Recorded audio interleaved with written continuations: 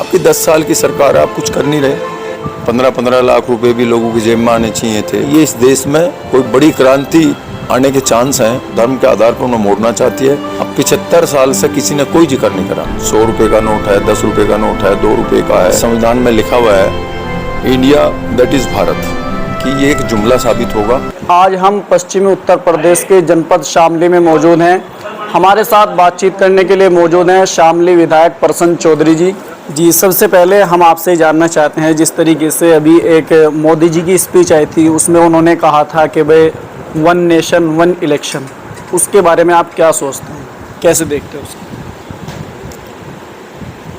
अब 9.5 साल सरकार होगी। अब आदरणीय प्रधानमंत्री जी को इलेक्शन देखने लगे। जो मुद्दे उन्होंने शुरुआत में उठाए थे, जो घोषणाएं करी थी, अब वो याद आने लगे।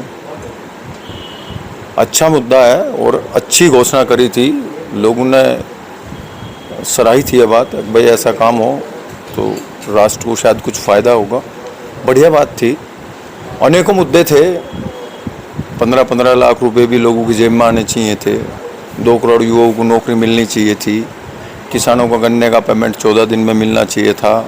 MSP निर्धारित करके और उसका कानून बनना चाहिए था। पता नहीं क्या कारण है, मोदी जी को कुछ डर लग रहा है कि प्रधानमंत्री जी को, या कोई और रीज़न है।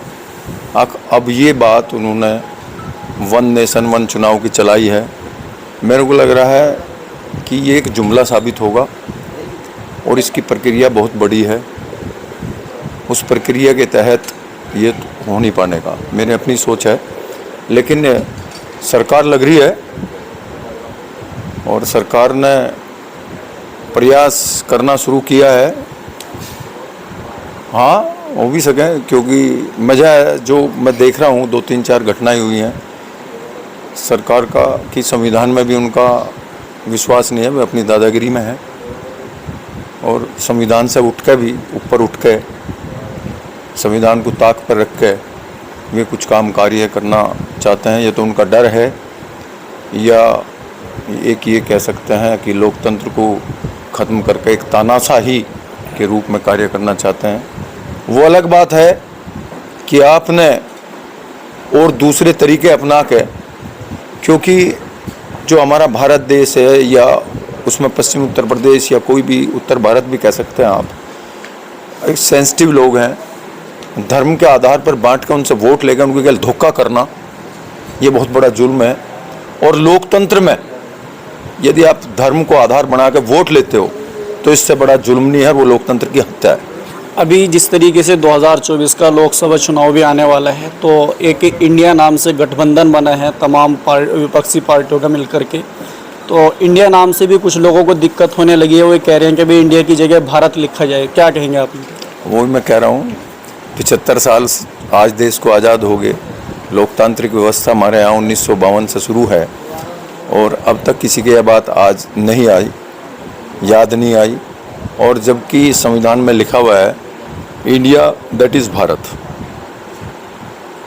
और जो हमारे जितने भी कार्य अब तक हुए, चाहे वो जो हमारे करेंसी है, 100 रुपये का नोट है, 10 रुपये का नोट है, 2 रुपये का है, 50 का है, 500 का है, या 2000 का नोट था, उस पर रिजर्व बैंक ऑफ इंडिया, कोई भी हमारा मतलब सरकारी कोई उपक्रम है या कुछ भी है, यदि वहाँ भारत लिख रहा तो इंडिया भी लिख रहा। यानी कि एक इंडिया का मतलब जो संविधान में दिया हुआ है कि भारत का दूसरा रूप इंडिया है। अब 75 साल से किसी ने कोई जिक्र नहीं करा।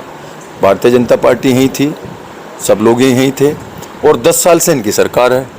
क्या एक गठबंधन बन गया, और गठबंधन का जो नाम है उसका यदि आप शॉर्ट रूप ले वो इंडिया बनता हो, तो क्या एलर्जी है आपको? ये इनका डर है। और मैं तो ये समझ रहा हूँ कि ये इस देश में कोई बड़ी क्रांति आने के चांस हैं, क्योंकि जो वर्तमान सरकार है, जो डबल इंजन की सरकार है, उसका सोतेला व्यवहार है।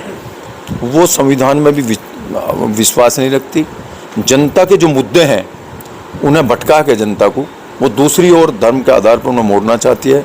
जबकि आवश्यकता है जो हमारे गरीब लोग हैं जिन्हें आप अनाज दे रहे हो, उनकी जो जीने का जो दिनचर्या है, जो उनका वे वर्क कर रहे हैं या जो अपना जीवन यापन कर रहे हैं, उसे ऊपर उठाने की आवश्यकता है, न कि उनको भिखारी बनाने की आवश्यकता है। आपके बारे में चर्चाएं थी, मुजफ्फरनगर लोकसभा सीट से आप उम्मीदवार हो सकते हैं, क्या सच्चाई है?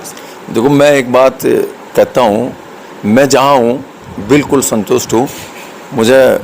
मैं शामली में हूँ और शामली से विधायक हूँ। मुझे इतना सम्मान प्यार लोगों का मिल रहा है, बहुत मिल रहा है।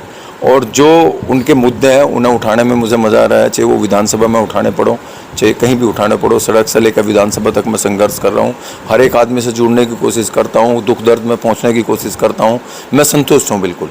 लेकिन इसके बावजूद भी हम लोकदल के सिपाही हैं और इंडिया गठबंधन में हैं, और यदि मेरे नेता मुझे कहीं यूज करना चाहा, मुझे किसी माला का मोती बनाना चाहा, तो मैं उसकी मना थोड़े करूँगा, मैं मना नहीं करूँगा। जहाँ भी हम, क्योंकि हम चौधरी चरण सिंह जी के अनुयायी लोग हैं और संघर्ष करना जानते हैं, और जहाँ भी ज़रूरत पड़ेगी लोकदल को मेरी, मैं तैयार हूँ।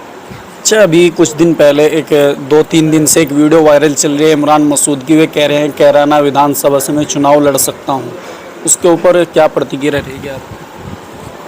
जो आदरणीय चौधरी जयंत सिंह जी हैं या राष्ट्रीय लोकदल के पदाधिकारी हैं, यदि वो कोई निर्णय लेते हैं बढ़िया है। मैं इमरान मसूद जी को जानता हूँ, अच्छे लीडर हैं, जनता से जुड़े हुए मुद्दे वो उठाते हैं, हमेशा जनता के बीच में रहते हैं, बढ़िया है। यदि वो लोकदल में आते हैं तो लोकदल मजबूत होगा, और इंडिया गठबंधन में रहते तो भी हमें बढ़िया है, वो इंडिया गठबंधन मजबूत होगा, वो कहीं ना कहीं ज़रूर सेट होने चाहिए, अच्छी बात है।